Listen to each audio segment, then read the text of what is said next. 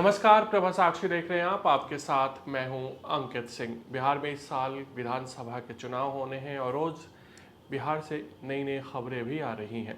लेकिन बिहार में देखा जाए तो चिराग पासवान एक तरीके से लगातार सुर्खियों में बने हुए हैं। उनके समर्थक बिहार के अगले मुख्यमंत्री के तौर पर उन्हें देख रहे हैं। उनकी पार्टी के लोगों ने अब तो मांग भी कर दी है कि वो बिहार से चुनाव लड़े, विधानसभा का चुनाव लड़े, दिल्ली की राजनीति छोड़े, बिहार में आकर राजनीति करे, बिहार फर्स्ट, बिहारी फर्स्ट जो उनका मिशन है उसको जमीन पर उतारे। ये चर्चा कब शुरू हुई? जब अरुण भारती, जो कि चिराग पासवान के बहनोई हैं, बिहार जो उनकी पार्टी बिहार में है उसके प्रदेश अध्यक्ष भी हैं बिहार के, और साथ ही साथ जमुई से सांसद भी हैं। और अरुण भारती वही कहते हैं जो चिराग पासवान उन्हें बतलाते हैं या परिवार के लोग उन्हें बतलाते हैं। तो अरुण भारती ऐसे नेता हैं उस पार्टी के जो सब कुछ चिराग के लिए मैनेज करके रखते हैं। और उन्होंने जिस तरीके से ट्वीट किया और ट्वीट के बाद जिस तरीके से बिहार की राजनीति को लेकर, चिराग पासवान को लेकर चर्चाएं शुरू हुई, उसने कई सवाल खड़े कर दिए हैं। सबसे बड़ा सवाल ये है कि क्या चिराग पासवान केंद्रीय मंत्रिमंडल से इस्तीफा देकर बिहार में विधानसभा का चुनाव लड़ेंगे? दूसरा सवाल यह है कि क्या चिराग पासवान अपनी दलित पृष्ठभूमि से निकलना चाहते हैं और सर्व समाज के नेता बनने की कोशिश कर रहे हैं? तीसरी बड़ी बात यह है कि क्या चिराग पासवान इशारों इशारों में एनडीए और बीजेपी को भी आंख दिखा रहे हैं? ये ऐसे कई सवाल हैं जिस पर चर्चाएं शुरू हो गई है। पहले सवाल का जवाब ढूंढते हैं कि क्या चिराग पासवान दिल्ली से निकलकर, यानी कि दिल्ली छोड़कर बिहार जाएंगे, वहाँ से चुनाव लड़ेंगे? तो जी हाँ, इस तरह की बातें उनकी पार्टी ने कही है। उनकी पार्टी ने मांग की है कि चिराग पासवान को विधानसभा का चुनाव लड़ना चाहिए। आज जब चिराग पासवान से संवाददाताओं ने पूछा तो चिराग पासवान ने साफ तौर पे कहा कि वो पार्टी की मांग पर विचार करेंगे। उन्होंने ये कहा कि मेरा सपना है कि बिहार को विकसित राज्य बनाया जाए।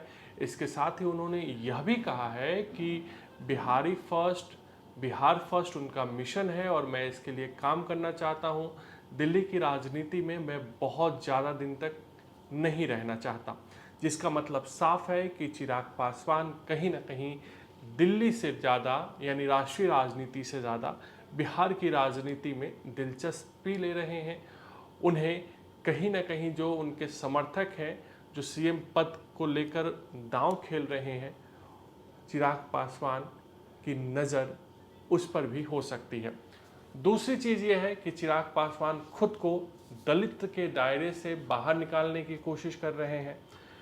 चिराग पासवान जब शुरू में राजनीति में आए थे तब वो बहुत ज़्यादा दलितों की राजनीति पर विश्वास नहीं करते थे। ऐसे कई उनके बयान आए और हम सब ने देखा कि किस तरीके से रामविलास पासवान को आगे आकर कई बातें सफाई में कहनी भी पड़ी थी।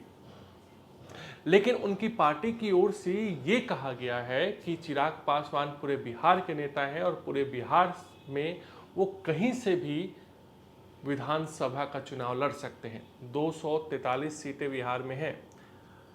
यहाँ पे उनकी पार्टी की ओर से ये रेखांकित किया गया है कि वो जनरल सीट से भी चुनाव लड़ सकते हैं। जनरल सीट का मतलब ये है कि जहाँ से कोई आरक्षित सीट नहीं है वहाँ से कोई भी आके चुनाव लड़ सकता है।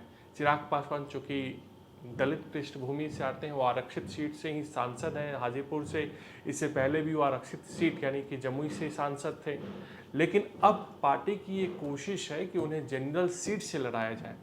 अगर जनरल सीट से लड़ते हैं चिराग पासवान तो कहीं ना कहीं एक मैसेज हर वर्ग में जाएगा, हर समाज में जाएगा कि चिराग पासवान हमारे भी नेता हैं, हम उन्हें सपोर्ट कर सकते हैं, वो सिर्फ दलितों के नेता नहीं हैं।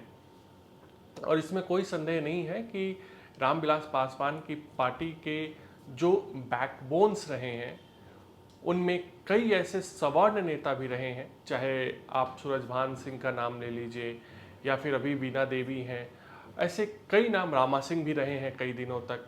तो ऐसे कई नाम रहे हैं जो उनकी पार्टी के लिए सवर्ण समाज से आते थे लेकिन बैकबोन की भूमिका निभाते रहे हैं। तीसरी चीज़, क्या चिराग पासवान किसी तरीके का दबाव बीजेपी पर बना रहे हैं? तो जी हाँ, इसमें कोई दो राय नहीं है कि चिराग पासवान बीजेपी पर दबाव बनाने की कोशिश कर रहे हैं।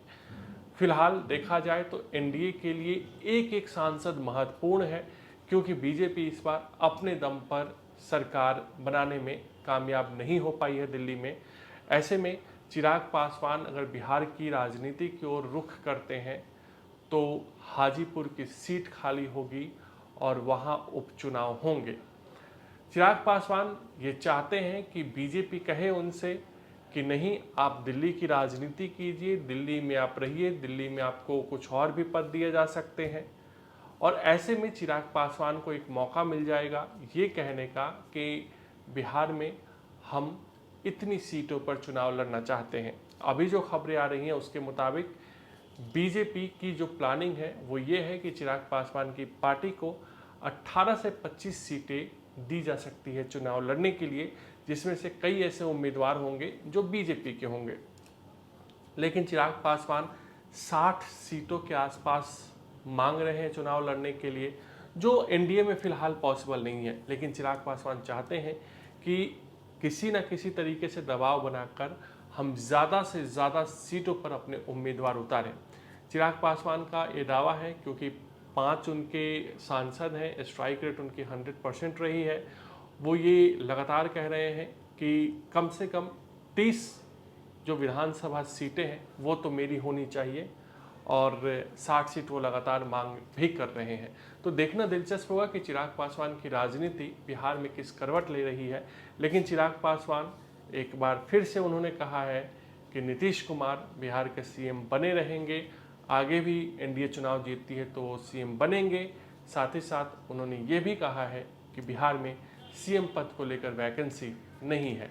तो नीतीश से जो नाराज़गी थी पिछले चुनाव में चिराग पासवान की, उसे वो कम करने की कोशिश कर रहे हैं और कहीं ना कहीं एक दबाव बनाने की कोशिश में वो लगे हुए हैं, ताकि उन्हें ज़्यादा से ज़्यादा सीटें चुनाव लड़ने के लिए मिल सके। अगर आप भी लेना चाहते हैं देश दुनिया की तमाम जानकारी तो आज ही सब्सक्राइब करें हमारे चैनल को। साथ ही नीचे दिए बेल आइकन को जरूर दबाएं ताकि हर अपडेट आप तक पहुंच सके।